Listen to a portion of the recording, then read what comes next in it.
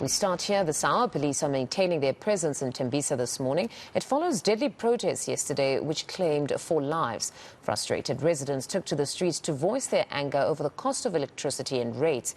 They also accused Mayor Tanya Campbell of ignoring their concerns. Our reporter Pule Letshwiti-Jones joins us live with the latest. Pule, good morning yet again. You know, the disturbing thing about all of this is that we're now consistently talking about the looting, the aftermath of the protests.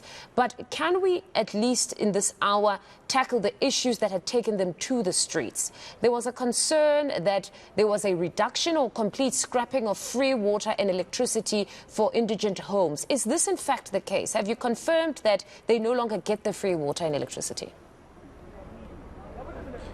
Yeah, well, when we spoke to residents on the ground, that's what they confirmed, to say they no longer get the free water and electricity. I spoke to a group of them. That's what we're getting on the ground as well. But when you speak to some of those close to the municipality, they then tell you that it's quite impossible to introduce that pattern of flat rates, and that residents really have to pay for electricity and water, and therefore introducing this element of having meter boxes in some of their houses. And you would see on social media some of the people posting their receipts to show that they buy electricity for 300 rand and get about 48 units, and they're saying that's totally unacceptable. And this is the reason why they've been wanting to meet with the mayor, Tanya Campbell, to try and iron out issues and see how far they can get in terms of resolving this matter, which they say has been persisting for far too long, and hence this violent protest. And what are they saying to you this morning after what has happened now? Because it seems to have diluted the conversation where police are now present and everybody's talking about the destruction that has been left. Are they at least maybe concerned that now the legitimate issues they had and wanted addressed might no longer be the focal point?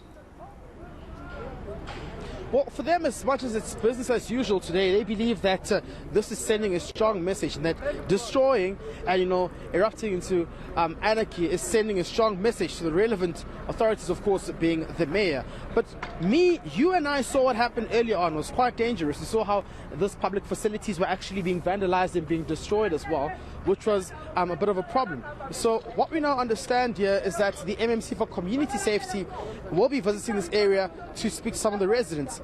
One will also note that, is this the same mistake the municipality or the mayor is trying to commit? Because yes, on last week Friday, when she said she'd meet the residents, she actually sent a delegation of MMCs, and residents were quite upset, saying they don't want to talk to any MMC, they want to see the mayor. But perhaps one could also try to think that the MMC will be assessing the extent of damage that has been caused here, and to see how the municipality may have to now repair this mess that has been damaged.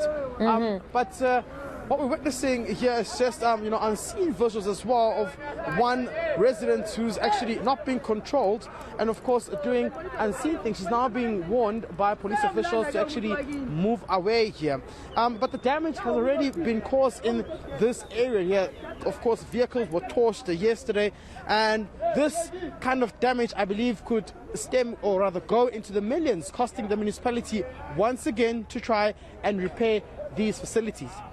Pule, just looking across social media, there has been some criticism directed at the mayor for her inability to directly address residents on Friday.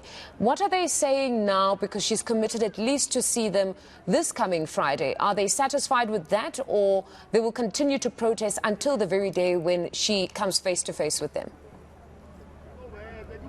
I mean, from what I see here, I don't think they're satisfied. In fact, they're still quite upset. They feel betrayed, and they've become even much more stubborn in terms of continuing with their protests, because they're saying, look, the mayor was supposed to speak to us about a week ago. That didn't happen. Why should we trust that this time around that she'll be coming this Friday? And therefore, the only way to force her is to continue with these violent protests. And that's what we're getting on the ground. But you would have seen this has also become political now, in a sense that the ANC in Gauteng has issued a statement to say the mayor should, quickly come here and speak to the residents and try to resolve these issues as well.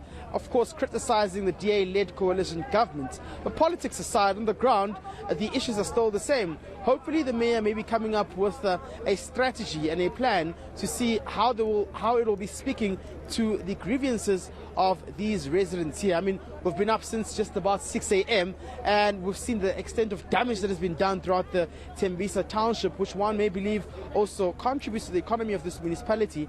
But when you zoom in, you also get to realize that the township economy is at risk here, as many businesses which I saw were being looted, and now the Thembisa Customer Care Center at the helm also being looted, cars being torched here, amongst other issues. So it's quite problematic, and hopefully the mayor may be coming here with more solid solutions, speaking to the grievances of the residents in this area. Hopefully perhaps a bit sooner, so that the situation doesn't get out of control. Pule, we'll leave it there for now. Thank you very much for that update.